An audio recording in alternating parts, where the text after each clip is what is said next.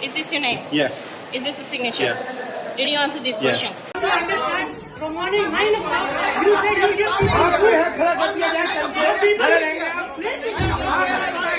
तो गाइस आपने बिल्कुल सच पढ़ा है कि खाने पीने का सामान लेकर ये 2 साल के बाद आ रहा था एयरपोर्ट में और इनकी गिरफ्तारी हो गई है। क्या कारण है, क्यों गिरफ्तारी हुई है, प्रॉपर डिटेल में आपको इस वीडियो में बताने वाला हूँ, क्योंकि बहुत बड़ी ब्रेकिंग न्यूज़ सामने आ रही है।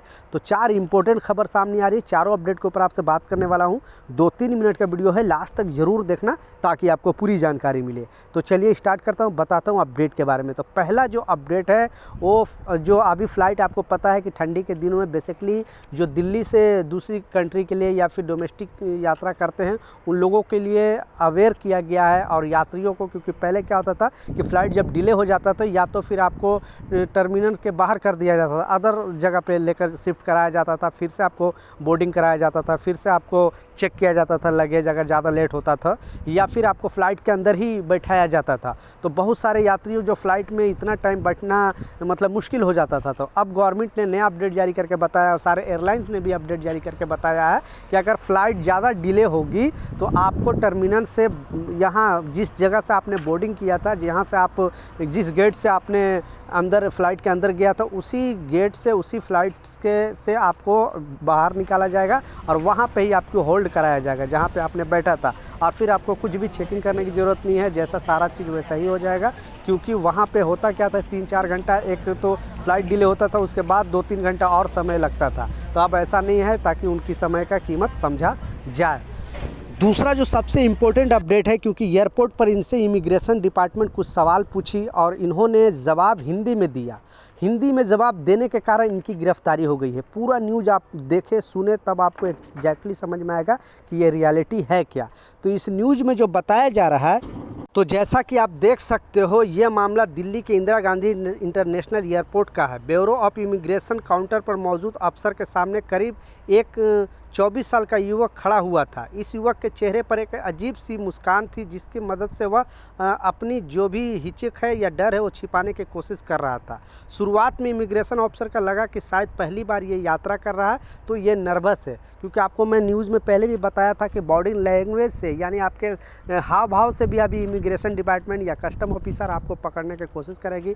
आप अगर देखने में भी आपको शायद वो लोग फील कर ले रहा है कि ये कुछ गलत कर रहा। तो वैसे ही मामला जब आया और ये इमिग्रेशन टीम के पास पहुंचा, तो ये शख्स से, तो इसमें बताया जा रहा कि पासपोर्ट बोर्डिंग समय लेते उन्होंने महसूस किया कि युवक के चेहरे के हाव भाव सामान्य नहीं थे। इसी बीच उन्होंने अपनी जो निगाह बोर्डिंग पास पर डाली। यह बोर्डिंग पास जो एक एयरलाइंस है जो HY 424 का था। यह डॉक्यूमेंट जो चेक करने वाले लोग थे, उन्होंने पासपोर्ट के इस युवक का नाम चैनपाल मतलब उस जो पासपोर्ट में चैनपाल का नाम था और वो पश्चिम बंगाल का सिंहपुर दर्ज था। एड्रेस डॉक्यूमेंट का जो उनका पूरा डिटेल था वो पश्चिम बंगाल के था।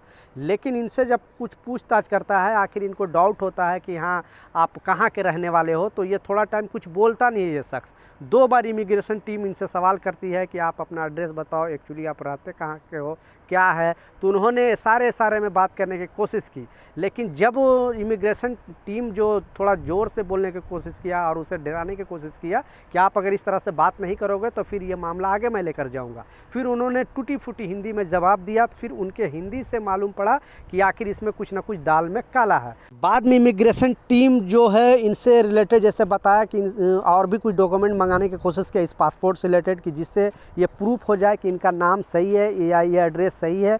इनके पास कोई दूसरा डॉक्यूमेंट नहीं था। इनसे बहुत कोशिश किया गया, फिर जो एयरपोर्ट पुलिस को बुलाया गया और इनके मोबाइल को जांच किया गया। मोबाइल में पता चला इनके मोबाइल में एक जीरोक्स की कॉपी थी और ये कॉपी जो बांग्लादेश पासपोर्ट का था और उस पर दूसरा कुछ नाम था।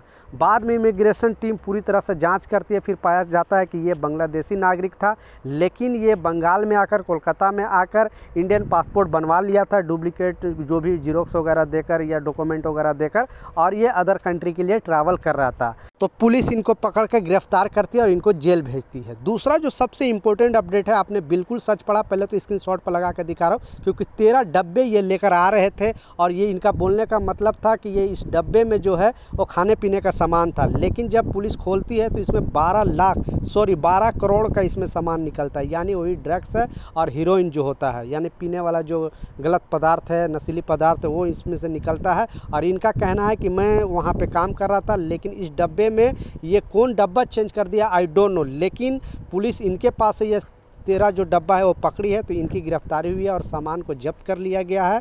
तो इनका कहने का मतलब है कि मुझे दूसरे लोग शायद चेंज कर दिया, ये बहाने बनाने की कोशिश किया, लेकिन अभी जांच चालू है, इनको जेल में रखा गया है।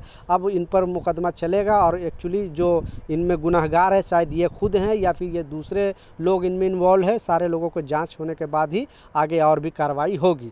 तो कहने का मतलब है कि अगर दूसरे कोई भी अगर आपको सामान भी दे तो आप सामान बिल्कुल ना ले। जिस तरह से आई डोंट नो इनकी अगर बात में सच्चाई होगी तो शायद डब्बा चेंज कर दिया या फिर ये दूसरे का डब्बा है, लेकिन पुलिस जब पूछताछ कर रही है तो ये बोल रहे कि ये हमारा सामान नहीं है।